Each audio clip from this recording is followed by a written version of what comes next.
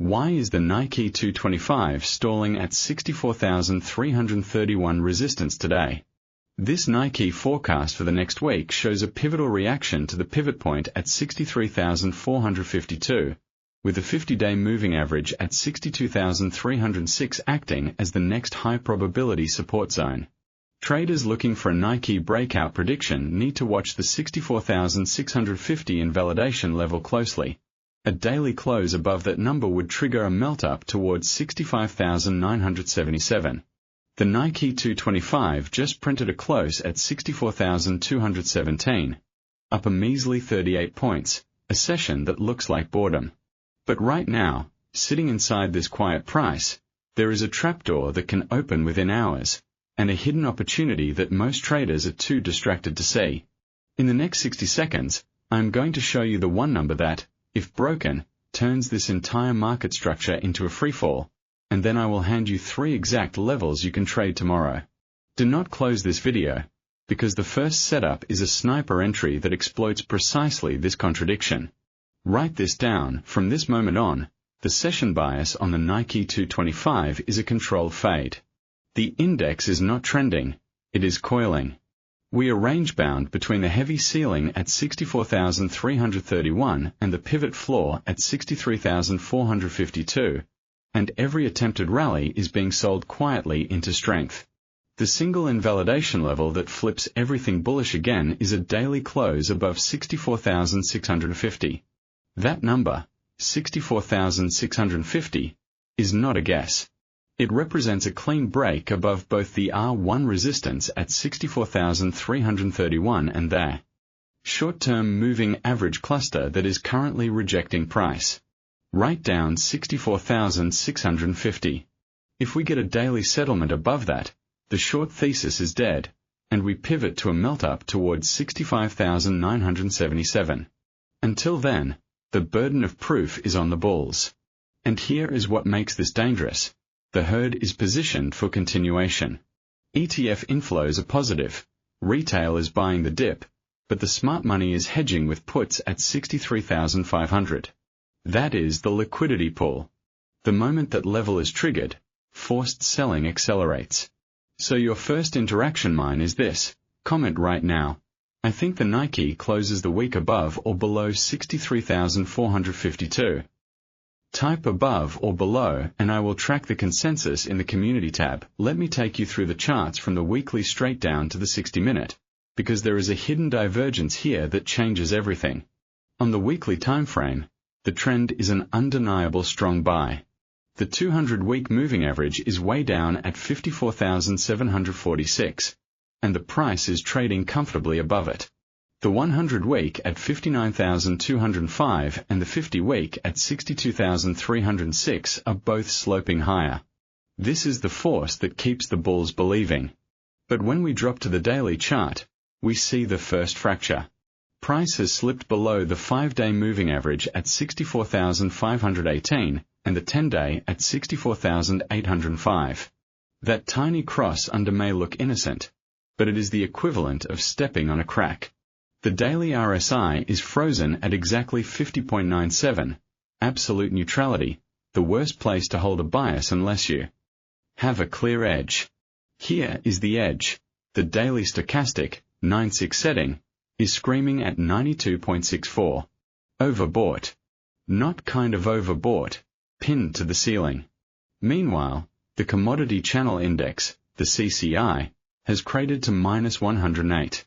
That is deep oversold territory. Most traders look at these two and say, mixed signals. I say, compression. Overbought stochastic means the market has spent too much time pushing higher and is exhausted. Oversold CCI means the last down thrust was sharp enough to shock the oscillator. Put them together and you get a spring. The last time we had a daily stochastic above 92 and a CCI below minus 100 on the Nikkei, the index dropped 800 points in 3 sessions, then ripped to new highs. That is the blueprint. So the daily message is simple. The next 200 points are likely lower, into the pivot zone, before any sustainable bounce. Now let's go lower, to the 4-hour chart. This is where the hidden divergence sits, the thing most traders miss. Over the last 5 candles, price made a slightly lower high just under 64,300, but the MACD histogram on the 4-hour is making higher lows. That is a classic bullish hidden divergence. It actually suggests that the downtrend momentum is weakening and a snapback rally is due. I want you to picture it. Sellers are pushing, but they are running out of breath. That means any short-term dump towards the pivot 63,452 is likely to be bought aggressively. At the same time, the 20-period moving average on the 4-hour, sitting right around 64,564, is acting as a brick wall on any bounce. Price cannot get through it without a significant catalyst. That creates the trap. Retail sees the bounce, chases longs, and then the 4-hour 20-MA rejects them like clockwork. The real money is made fading that rejection. So the critical support on the 4-hour is not one number. It is a zone. The zone starts at 63,452, the daily pivot, and extends down to the first major structural support at 61,807. Between those two, the 50-day moving average at 62,306 acts as a magnet. If you are watching the 60-minute chart, the moving average ribbon is flat, confirming that the intraday drift is neutral. But the 1-hour stochastic, currently oscillating near the midline after the slight overshoot earlier, tells you that the next push towards 64,331 resistance will almost certainly print a lower high, unless accompanied by a massive volume spike. So here is the retention bridge. The next signal changes everything. If the 1-hour candle closes below 63,452 with conviction, the hidden divergence is overruled, and the bear leg accelerates straight into 62,300. I need you to keep watching because the sniper entry is built exactly around that trapped let's bring in the fundamental driver that will supercharge this move, because yesterday's quiet session did not happen in a vacuum. The Bank of Japan shadow is looming larger than ever. We are seeing a tug-of-war between the Ministry of Finance's intervention threats on US dollar to Japanese yen and the BOJ's yield curve control tweaks. A weaker yen has been rocket fuel for Nikkei exporters, but the correlation is now at a tipping point. The 10-year JGB yield inched up 3 basis points overnight, and that is spooking equity margin traders. The 24-hour news flow confirmed that Japan stocks edged higher at the close, but the real story is the volatility suppression just below the surface. Institutional positioning data shows large call open interest at the 65,000 strike for next week, while put buying is concentrated at 63,562,000. This is a textbook gamma squeeze setup. If the index drifts towards 63,500, dealer hedging will amplify the sell-off. Add to that the overnight performance of S&P 500 futures, which are struggling at their own gamma wall, and you have a cross-asset linkage that cannot be ignored. The Nikkei is acting as the risk asset shadow of the S&P, but with an extra layer of yen sensitivity. My directional lean for the next 1 to 2 weeks is a shakeout lower toward the 61,807 support zone before the monthly strong buy trend reasserts itself. The exact event that invalidates that lean is a daily close above 64,650. And the event that accelerates it is a break of the US dollar to Japanese yen 155 level. If the dollar rips through there, yen weakness could temporarily lift the Nikkei, but if intervention rhetoric escalates and the dollar drops, expect a 2% Nikkei gap down. So here is your second interaction trigger. Do you think the dollar breaks 155 this week? Comment yes or no. I am building a live sentiment map. Your input shapes tomorrow's breakdown. Most people skip this section. That is exactly where the money is made. Keep watching, because I'm about to hand you 3 trade setups, each with exact entry prices, stop losses, and risk-reward ratios that you can execute when the next candle opens. The first strategy is the sniper, your conservative, high-probability fade. We are going to sell the failure at the 64,331 resistance door. The trigger condition is this. Wait for a 1-hour candle to close below 64,300 after a spike that fails to breach 64,331 by more than 10 points. That exact entry is at 64,280. Your stop loss sits at 64,650, above the invalidation zone, above the recent swing high, and above the short-term moving average cluster. That gives the trade room to breathe without getting chopped. The logic is brutal. If 64,650 is taken out, the breakout is real and you do not want to be short. Target 1 is the daily pivot at 63,450. That is 830 points of downside. Target 2 is the 50-day moving average area at 62,350, a round number cluster where profits are locked. The risk-reward on this trade, if you take a 370-point stop against an 830-point first target, is 1 to 2.24, and to the second target it stretches to 1 to 5. What voids the setup entirely is a 4-hour candle close above 64,500 before entry. If that happens, the fade is off, and we wait for a confirmed breakout instead. The sniper, conservative, entry, 64,280, 1H close below 64,300 after rejection, stop loss, 64,650 take profit 1, 63,450 take profit 2, 62,350 risk, air reward, 1:2.2R to TP1, 1:5R to TP2 invalidation, 4H candle close above 64,500. The second strategy is the active trader, a standard mean reversion play that exploits the pivot magnet and the structural support. This one is a long position, because a healthy market does not break its primary trend without a fight. The entry condition is a pullback into the 62,350 region, which aligns with the 50-day moving average at 62,306. Specifically, we set a buy limit order at 62,400, but we only activate it if a 1-hour candle shows a bullish rejection wick, a pin bar that rejects prices below 62,350. The stop loss goes at 61,950, just beneath the S1 support at 61,807 and a full 400 points below the local swing low. That protects against a liquidity run. Why this placement? Because a clean break of 61,807 would signal a deeper correction towards 60,928, and we do not want to be in that trade.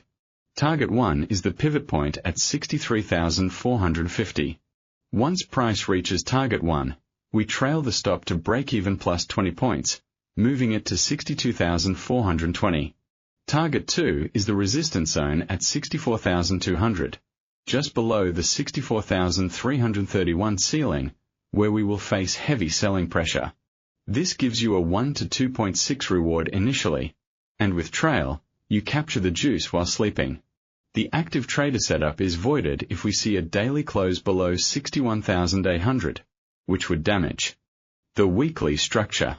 So this is a buy the dip plan in a strong bull trend, but with a very precise trigger to the active trader, standard, entry, 62,400 limit, 1H bullish pin bar required, stop loss, 61,950 take profit 1, 63,450 take profit 2, 64,200 trailing stop rule, move stop to break even plus 20 points after TP1 hidden validation. Daily close below 61,800 now. Type your Nikkei 225 range for tomorrow in the comments. Give me a high and a low. I want to see who has been paying attention. If your range aligns with the 63,450 to 64,331 band, you are seeing the same compression. If not, rethink your levels. The third strategy is the aggressor, high risk, high octane, only for those who can lose small and manage risk aggressively. This is a counter-trend momentum chase that bets on a sudden breakdown of the pivot support before the market can correct.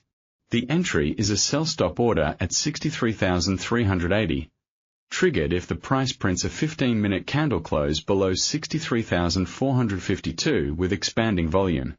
We are not waiting for a retest. We are selling into the waterfall.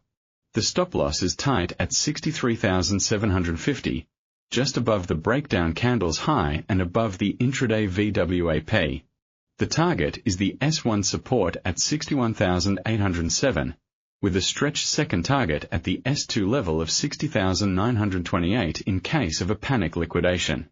The risk on this trade is brutal, 370 points of stop for a potential 570 point first target, giving a 1 to 4.2 reward ratio.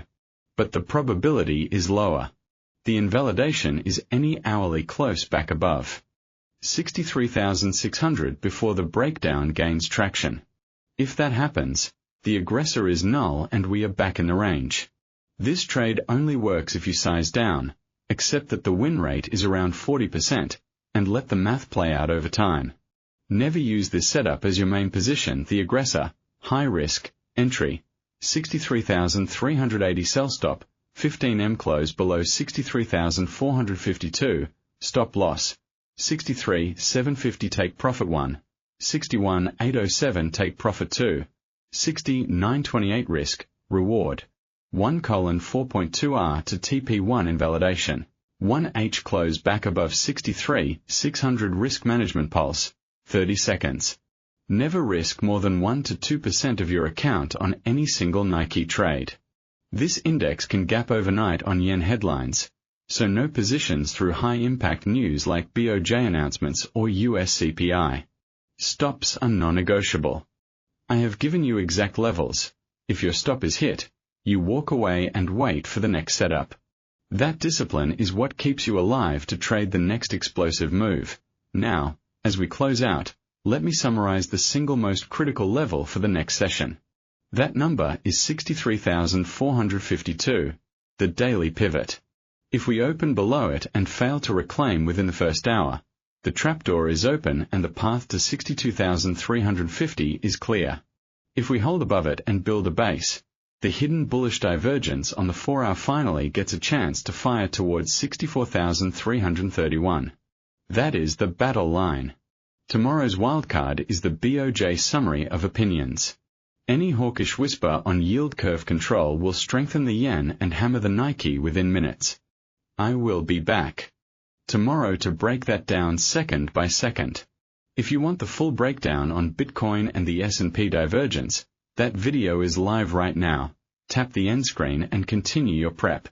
Smash like if this gave you a clear plan for tomorrow.